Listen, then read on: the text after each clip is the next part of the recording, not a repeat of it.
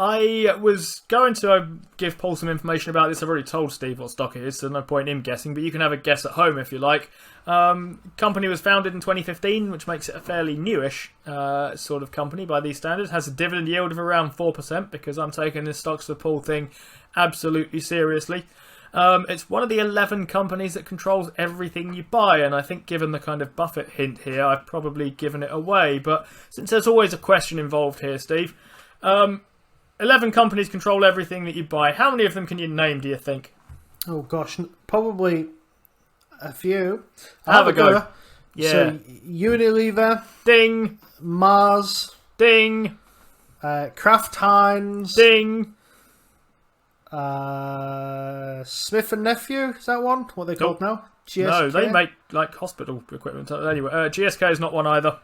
Oh, I might have run out at 3.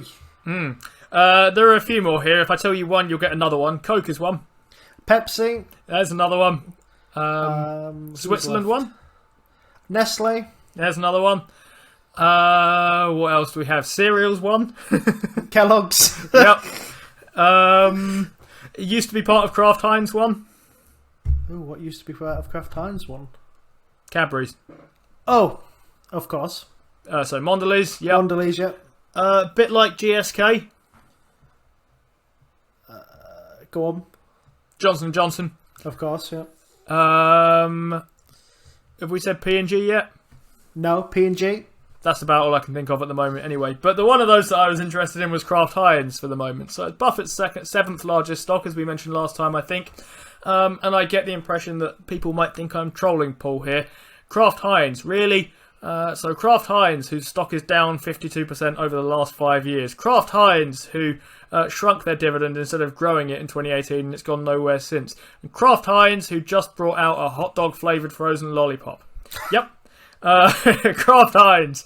But I think that there's more to this stock than maybe meets the eye if you just use screeners for the moment, or even just look at the history a little bit for the moment. So historically, it's been a bit of a mess, which means that if I'm going to try and pitch a stock to my imaginary Burgundy investor, I'm going to have to try and find some sort of reason for thinking that things are going to be different in the future to how they were in the past, fairly obviously. So let's start off with how they were in the past in that case. They were born in 2015 when Buffett owned Heinz, bought Kraft owned Kraft, with an operating partner, 3G. And 3G went about doing 3G things to the new company, which was basically trying to cut all the costs out of it. And in the short term, it worked really, really well.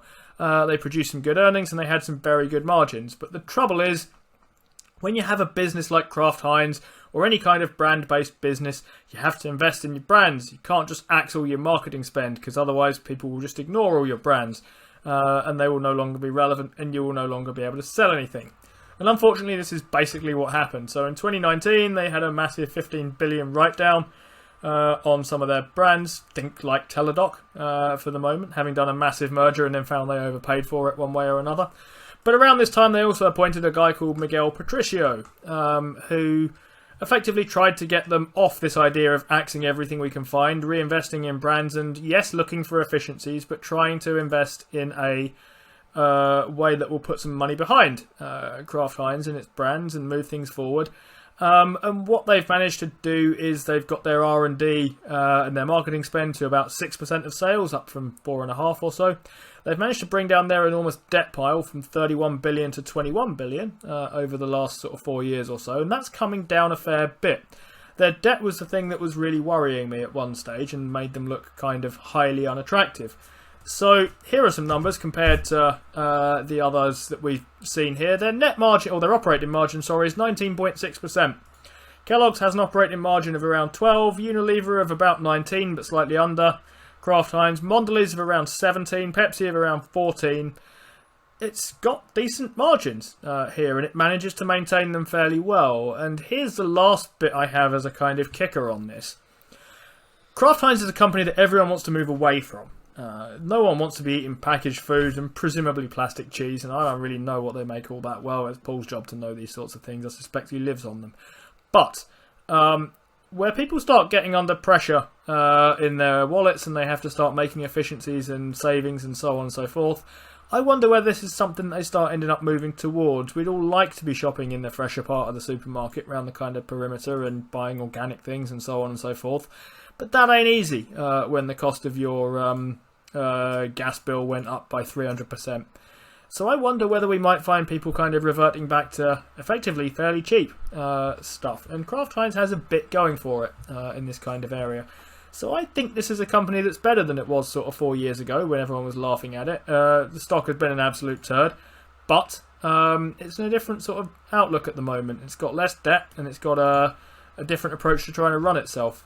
I think this is kind of interesting. I commend it to Paul as a company that will pay a dividend of around 4% every June, September, December and March, I think. Something like that. Just having a really quick look at their debt pal, and that definitely has been coming down as well. And I thought, well, that's interesting. I'll see where Miguel Patricio was from.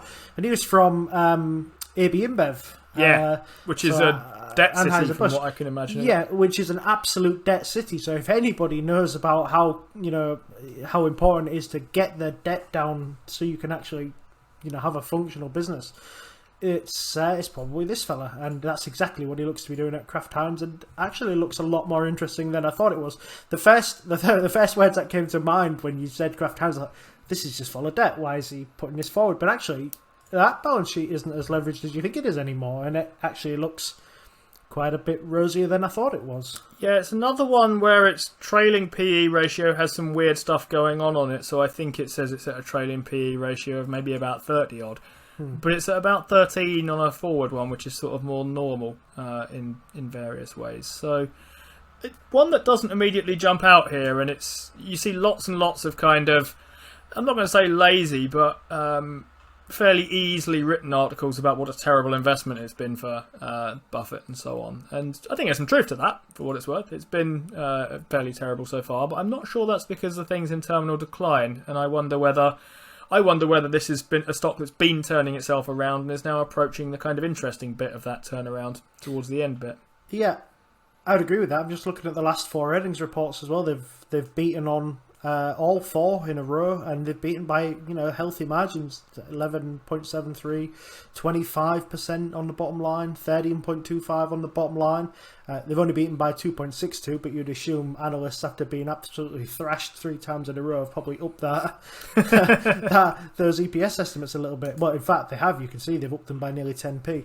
So, sorry, 10 cents. So, yes, Steve, I like that. That's quite interesting to me. I like that one.